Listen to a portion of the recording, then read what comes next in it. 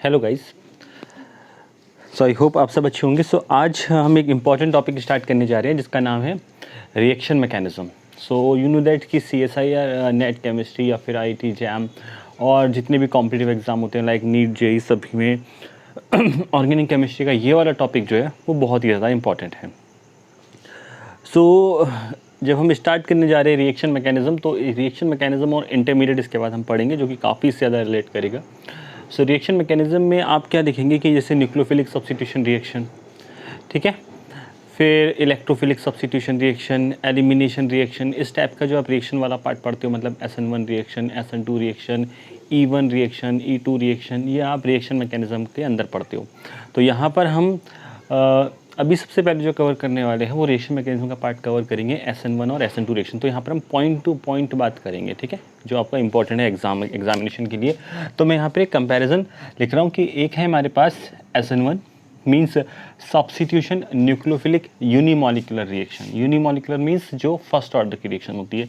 दूसरा है SN2 means substitution nucleophilic bimolecular reaction, जो कि सेकेंड ऑर्डर की रिएक्शन होती है।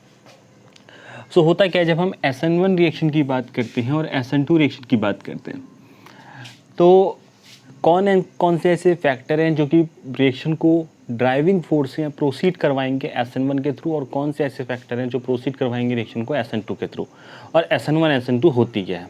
तो हम उस चीज़ को आगे लेके आगे बढ़ते हैं, ठीक है। लेकिन मेन इंपॉर्टेंट थिंग याद रखना, जनरल से अगर बात करें कि SN1 रिएक्शन जो है वो 2 स्टेप की रिएक्शन होती है। 1 है तो उसका अपोजिट 2, ठीक है, तो 2 स्टेप की रिएक्शन होती है या फिर उसका मैकेनिज्म 2 स्टेप का होता है। और SN2 रिएक्शन जो होती है वो सिंगल स्टेप की रिएक्शन होती है। इसमें इंटरमीडिएट फॉर्म होता है जबकि इसमें ट्रांजिशन स्टेट्स फॉर्म होती है। वो हम 1 बाय 1 अभी लिखेंगे भी, ठीक है। तो जैसे कि एक पहला पॉइंट हम यहाँ पर देखते हैं कंपैरिजन का, जो हम फर्स्ट पॉइंट बना रहे हैं, इसमें यहाँ पर हमारे पास लिखा है HCH, ठीक है।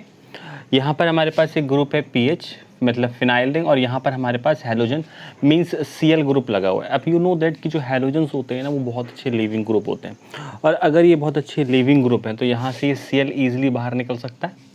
अगर ये Cl यहाँ से ईजिली बाहर निकलेगा तो इस कार्बन पर क्या आएगा, एक पॉजिटिव चार्ज आएगा। सो यहाँ पर हम कह सकते हैं कि कुछ इस तरह से बनेगा, ये PH and positive charge means sp2 hybrid carbocation बन गया। और ये वाला कार्बोकेटाइन इस फिनाइल रिंग के साथ रेजोनेंस स्टेबलाइजेशन है, तो मतलब हाईली स्टेबलाइज है, ओके, बहुत स्टेबल कार्बोकेटाइन है। इसके बाद न्यूक्लियोफाइल आएगा and nucleophile can attack on that electrophilic carbon atom. So ये क्या बनाएगा, HCH, और यहाँ पर है PH, और यहाँ पर क्या आ गया, न्यूक्लियोफाइल। तो बेसिकली होता क्या है, ये वाला जो कंपाउंड बन रहा है, ये जो रिएक्शन हो रही है, यहाँ पर न्यूक्लियोफाइल अबव द प्लेन भी आ सकता है, बिलो द प्लेन भी आ सकता है। तो most important thing is that कि SN1 रिएक्शन में हमेशा रेसिमिक मिक्सचर फॉर्म होता है। In this racemic mixture is form, racemic mixture जो है वो फॉर्म होता है। Racemic mixture can be form भी लिख सकती हो, ठीक है, क्योंकि न्यूक्लियोफाइल अबव द प्लेन और बिलो द प्लेन अटैक कर सकता है। रेसिमिक मिक्सचर मतलब D फॉर्म और L फॉर्म बन सकता है, ठीक है। नेक्स्ट पॉइंट अगर हम यहाँ बात करें SN2 रिएक्शन जो होता है, जब हम SN2 रिएक्शन की बात करते हैं तो यहाँ पर क्या होगा, आपके पास है HCH, यहाँ पर है PH और यहाँ पर है Cl। बहुत ही ध्यान से देखना, दोनों में बेसिक डिफरेंस क्या है। यहाँ पर पहले कार्बोकेटाइन का फॉर्मेशन होता है, आफ्टर दैट न्यूक्लियोफाइल आके अटैक कर रहा है ना। पहला step formation of carbocation, second step जो है वहाँ पर न्यूक्लियोफाइल अटैक कर रहा है। बट ये चीज़ SN2 रिएक्शन में नहीं होती है, क्योंकि SN2 रिएक्शन में स्टेबिलिटी ऑफ कार्बोकेटाइन नहीं देखा जाता है, ठीक है। जब स्टेबल कार्बोकेटाइन बनेगा तो रिएक्शन प्रोसीड करती है SN1 के थ्रू, बट SN2 रिएक्शन में ऐसा नहीं होता है। यहाँ पर न्यूक्लियोफाइल अटैक करेगा और साइमल्टेनियसली हैलोजन बाहर जाएगा। तो मतलब न्यूक्लियोफाइल यहाँ से अटैक कर रहा होगा और यहाँ से Cl जो है वो बाहर जा रहा होगा। तो यहाँ पर साइमल्टेनियस रिएक्शन होती है, न्यूक्लियोफाइल अटैक एंड जो भी लिविंग ग्रुप है वो बाहर जाता है। सो फाइनली जो आपका प्रोडक्ट है वो कुछ इस तरह से बन जाएगा, ठीक है। यहाँ पर PH यहाँ पर आप दिखा सकते हो कि न्यूक्लियोफाइल आके जुड़ चुका है, इस साइड न्यूक्लियोफाइल दिखा दो, वहाँ पर PH ग्रुप हो गया, ठीक है। अब होता क्या है, क्योंकि न्यूक्लियोफाइल यहाँ पे बैक से अटैक करता है, फ्रंट से लिविंग ग्रुप बाहर निकलता है, ठीक है। न्यूक्लियोफाइल बैक से अटैक करेगा, फ्रंट से लिविंग ग्रुप बाहर निकलेगा, इसलिए यहाँ पर इन्वर्जन होता है। क्या होता है, इन्वर्जन इन कॉन्फ़िगरेशन होता है। ज्योमेट्री में या स्टीरियोकेमिस्ट्री जो है वो इन्वर्ट हो जाती है, तो इन्वर्जन इन कॉन्फ़िगरेशन, और इस इन्वर्जन को हम वेल्डन इन्वर्जन भी कहते हैं। This inversion is also known as Walden inversion. इस इन्वर्जन को हम वेल्डन इन्वर्जन के नाम से भी जानते हैं। ठीक हो गया। In this case no intermediate is form, यहाँ पर कोई इंटरमीडिएट नहीं बनता है। ठीक हो गया। यहाँ पर क्या बनती है, अब मैं अगर नेक्स्ट पॉइंट की बात करूँ तो मैं तुम्हें यहाँ पर बता सकता हूँ कि यहाँ पर इंटरमीडिएट फॉर्म होता है। इंटरमीडिएट इज फॉर्म, इस रिएक्शन में क्या फॉर्म होता है, इंटरमीडिएट। बट यहाँ पर इंटरमीडिएट नहीं बनता है, यहाँ पे क्या बनता है, ट्रांजिशन स्टेट बनती है। अब व्हाट इज ट्रांजिशन स्टेट, ना ट्रांजिशन स्टेट क्या होती है, तो होता क्या है कि जब एक बॉन्ड ब्रेक हो जाता है और जो बीच वाली स्टेज बनी है जहाँ पे पॉजिटिव या नेगेटिव चार्ज आपको दिखाई दे रहा है, उस स्टेज को हम इंटरमीडिएट नाम देते हैं, ये इंटरमीडिएट है। लेकिन जब किसी मॉलिक्यूल्स में जैसे ए के साथ बी था, अब ए से बी मतलब बी का ए के साथ बॉन्ड ब्रेक होने वाला है, बट अभी कंप्लीटली ब्रेक हुआ नहीं है, तो उसी तरह से न्यूक्लियोफाइल का कार्बन के साथ बॉन्ड फॉर्म होने वाला है बट हुआ नहीं है।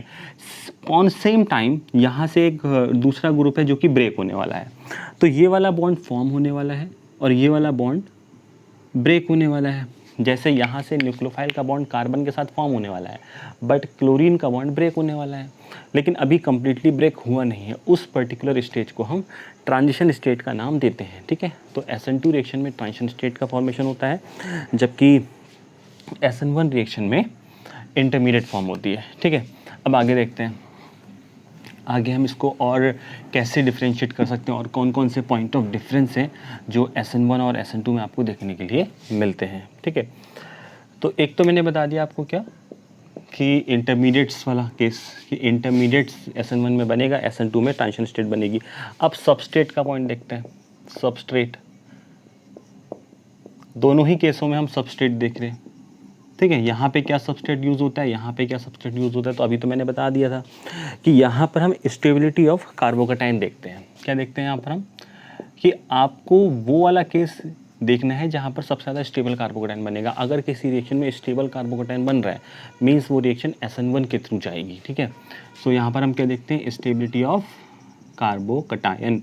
अब हमारा कौन सा कार्बोकैटायन स्टेबल होता है, like 3 degree carbocation is more stable, फिर उसके बाद 2 डिग्री कार्बोकैटायन बहुत स्टेबल होता है, देन 1 डिग्री, और सबसे लास्ट में क्या आएगा, 0 डिग्री कार्बोकैटायन। लेकिन जब आप जाओगे सबस्ट्रेट SN2 रिएक्शन में तो यहाँ पर स्टेबिलिटी नहीं देखी जाती है, तो ये रिवर्स ऑर्डर हो जाएगा, 0 degree, 1 degree, 2 degree and 3 degree. यहाँ पे ऑर्डर जो है वो रिवर्स हो जाएगा। दूसरा, यहाँ पे फैक्टर रखता है आपका स्टेरिक हिंड्रेंस का। ठीक है, स्टेरिक हिंड्रेंस यहाँ पे डोमिनेट करता है। फिर दूसरी बात और जो मोस्ट इंपॉर्टेंट थिंग है कि यहाँ पर जो आप न्यूक्लियोफाइल यूज़ करोगे, ठीक है, सबस्ट्रेट में जो हम नेक्स्ट पॉइंट लिख रहे हैं, मतलब न्यूक्लियोफाइल जो आप यूज़ करोगे वो पोलर प्रोटिक सॉल्वेंट। ठीक है, polar protic solvent are use, weak nucleophile can be use. ठीक है, तो मोस्ट इंपॉर्टेंट थिंग क्या है कि polar protic solvent, polar protic solvent आप बेसिकली यूज़ करोगे। कैसे यूज़ करोगे, polar protic solvent, polar protic solvent, मैंने 2 बार सॉल्वेंट लिख दिया, आर यूज। ठीक है, तो पोलर प्रोटिक सॉल्वेंट जो होते हैं वो जनरली यूज़ किए जाते हैं, मतलब जिनसे आपको क्या मिल रहा है, जैसे HCl है, ठीक है ना, जैसे H2O है, तो ये पोलर हैं और प्रोटिक भी हैं क्योंकि इनसे आपको H पॉजिटिव आयन मिल रहा है। दूसरे केस जब हम SN2 की बात करते हैं तो strong nucleophile should be use. यहाँ पर वीक न्यूक्लियोफाइल आप यूज़ कर सकते हो, यहाँ पर आप वीक न्यूक्लियोफाइल यूज़ कर सकते हो, बट जब SN2 की बात आप कर रहे हो तो यहाँ पर कैसा यूज़ करोगे आप, strong nucleophile should be use. यहाँ पर जो भी न्यूक्लियोफाइल यूज़ होगा वो कैसा होगा, स्ट्रॉन्ग न्यूक्लियोफाइल होगा। ठीक है, तो SN2 रिएक्शन स्ट्रॉन्ग न्यूक्लियोफाइल के केस में होती है। ठीक है, नेक्स्ट SN1 रिएक्शन में जो CX बॉन्ड ब्रेकेज होता है, जो CX बॉन्ड ब्रेकेज होता है वो बेसिकली स्लो होता है कि पहले स्टेप में कार्बोकैटायन का फॉर्मेशन हो रहा होता है, तो ब्रेकेज ऑफ CX बॉन्ड जो होता है वो स्लो होता है। ठीक है, लेकिन जब हम SN2 की बात करते हैं तो SN2 में जो CX बॉन्ड ब्रेकेज है वो भी स्लो होता है। तो दोनों का जो CX बॉन्ड ब्रेकेज है वो स्लो स्टेप ही है, CX बॉन्ड स्लो स्टेप। दोनों में CX बॉन्ड मतलब कार्बन हेलोजन बॉन्ड जो हो रहा है वो स्लो स्टेप में ब्रेक होता है। दूसरा हम ये कह सकते हैं कि जो SN1 रिएक्शन होती है, SN1 रिएक्शन में गुड लीविंग ग्रुप, अगर अच्छे लीविंग ग्रुप हैं तो फॉर्मेशन ऑफ कार्बोकेटाइन बहुत अच्छा होगा। अब अच्छे लीविंग ग्रुप कैसे होते हैं, जैसे अगर मैं हैलोजन की बात कर लूँ तो हैलोजन में आयोडीन जो होता है वो एक अच्छा लीविंग ग्रुप होता है। फिर आयोडीन के बाद आपके बाद किसकी बारी आती है, ब्रोमीन की, then chlorine and then fluorine, क्योंकि आयोडीन का साइज़ बड़ा है और जितना बड़ा साइज़ होगा नेगेटिव चार्ज उतने अच्छे से स्प्रेड आउट हो सकता है। तो हैलोजन में सबसे अच्छा लिविंग ग्रुप आयोडीन होता है, तो आयोडीन जल्दी प्रोसीड करेगा या फास्ट जाएगा SN1 रिएक्शन के थ्रू। ठीक हो गया। जब हम बात करते हैं SN2 रिएक्शन की तो less polar solvent are use. यहाँ पे क्या यूज़ करते हैं हम, less polar solvent, less polar solvent are use, और एक तरह से आप कह सकते हो कि एप्रोटिक सॉल्वेंट लाइक एसीटोन वगैरह जो होते हैं। तो लेस पोलर सॉल्वेंट अगर यूज हो रहे हैं तो भी रिएक्शन कहाँ से प्रोसीड करेगी, SN2 रिएक्शन के थ्रू प्रोसीड करती है। ठीक है। SN1 reaction are solvolysis reaction with nucleophilic substrate. तो ये इंपॉर्टेंट पॉइंट्स हैं जो कि आपको कहाँ देखने के लिए मिलते हैं, SN1 और SN2 रिएक्शंस में देखने के लिए मिलते हैं। ठीक है, कि रिएक्शन SN1 के थ्रू जाएगी या SN2 के थ्रू जाएगी। तो हम एक आधा एग्जाम्पल देखते हैं। ये तो जनरल पॉइंट्स हो गए कि SN1 और SN2 में डिफरेंस क्या है।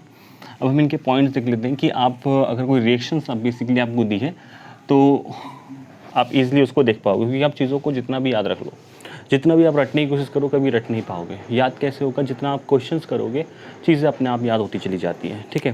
तो लाइक हमारे पास एक एग्जांपल है RCOCH2X। ठीक है, RCOCH2X। ना यू नो दैट कि यहाँ पर जो X लगा हुआ है वो एक अच्छा लिविंग ग्रुप है। अब होगा क्या, अगर मैं यहाँ से हैलोजन बाहर निकालता हूँ, जैसे X यहाँ से बाहर जाएगा तो इस कार्बन पे पॉजिटिव चार्ज आएगा। हमें पता है यहाँ पर जो पॉजिटिव चार्ज आएगा वो अनस्टेबल होने वाला है। बिकॉज क्यों, क्योंकि ये कार्बोनिल ग्रुप भी तो इलेक्ट्रॉन विड्रॉइंग है, और अगर ये कार्बोनिल ग्रुप इलेक्ट्रॉन विड्रॉइंग है तो ये इससे और चार्ज अपने पास खींचेगा, तो ये तो और ज़्यादा इलेक्ट्रॉन डेफिशिएंट बनेगा। मीन्स ये रिएक्शन SN1 के थ्रू नहीं जाएगी, क्योंकि यहाँ पे स्टेबल कार्बोकेटाइन नहीं बन रहा है। तो यहाँ पर अगर मैं OH नेगेटिव का यूज़ करता हूँ, यूज़ कर लिया OH नेगेटिव का, तो अगर आप OH नेगेटिव का इसमें यूज़ करोगे तो क्या होगा, एज सिंपल कि यहाँ से अगर मैं एक लिविंग ग्रुप मान रहा हूँ, ये बहुत अच्छा लिविंग ग्रुप है, ये यहाँ से बाहर जाएगा, ये यहाँ पर आके जुड़ सकता है। सो बेसिकली RCOCH2X अगर हम बना रहे हैं तो ये रिएक्शन कहाँ से प्रोसीड करेगी, मतलब OH ग्रुप यहाँ पर आके जुड़ रहा है तो रिएक्शन कहाँ से प्रोसीड करेगी, SN2 के थ्रू प्रोसीड करेगी। रिएक्शन SN1 से नहीं जाएगी। क्यों, क्योंकि यहाँ पर स्टेबल कार्बोकेटाइन नहीं बन रहा है, तो इसलिए SN2 के थ्रू जाएगी। और सिमिलरली हम अनदर एग्जांपल अगर ले लें, इस तरीके का एग्जांपल, मतलब साइक्लिक रिंग ले रहा हूँ मैं 5 मेंबर्ड का, बेसिकली एक इस तरीके का एग्जांपल लिया, यहाँ पर लगा हुआ है CH3 और यहाँ पर है Br। दोबारा से इसमें मैं OH नेगेटिव आयन डालता हूँ, तो अगेन आपको प्रोडक्ट बनाना है। ठीक है, जब अगेन आपको प्रोडक्ट बनाना है तो फिर से आपको देखना है कि यहाँ पर SN1 के थ्रू रिएक्शन जाएगी, SN2 के थ्रू रिएक्शन जाएगी। तो देखो यहाँ से अगर मैं Br ग्रुप निकलता है तो इस पोजीशन पर क्या आएगा, पॉजिटिव चार्ज आएगा, और ये पॉजिटिव चार्ज अनस्टेबल है बिकॉज ये कार्बोनिल ग्रुप तो इलेक्ट्रॉन विड्रॉइंग इफेक्ट लगाएगा, -M इफेक्ट लगाएगा और -I इफेक्ट भी लगा सकता है, लगाएगा। तो उसकी वजह से यहाँ पर इलेक्ट्रॉन डेफिशिएंसी और ज़्यादा क्रिएट होगी। तो ये भी अनस्टेबल कार्बोकेटाइन है, रिएक्शन कहाँ से प्रोसीड करेगी, SN2, ये यहाँ अटैक कर लेगा, तो फाइनली कुछ ऐसा प्रोडक्ट आपको बाद में दिखाई देगा। Here it is CH3 and OH। ठीक है, तो यहाँ से आपको क्या पहचानना है कि रिएक्शन SN2 से प्रोसीड करेगी या SN3 से प्रोसीड करेगी। नेक्स्ट एग्जांपल देखते हैं, आपको दिया गया ROCH2X। ROCH2X, X is a halogen, X कोई भी हैलोजन ग्रुप हो सकता है। ठीक है, हम रिएक्शन करवाते हैं अगेन OH नेगेटिव से। आप OH नेगेटिव से इसकी रिएक्शन करवा रहे हो। अब देखो यहाँ से, जैसे यहाँ से मैं हैलोजन को निकालूंगा तो इस कार्बन पे पॉजिटिव चार्ज आएगा।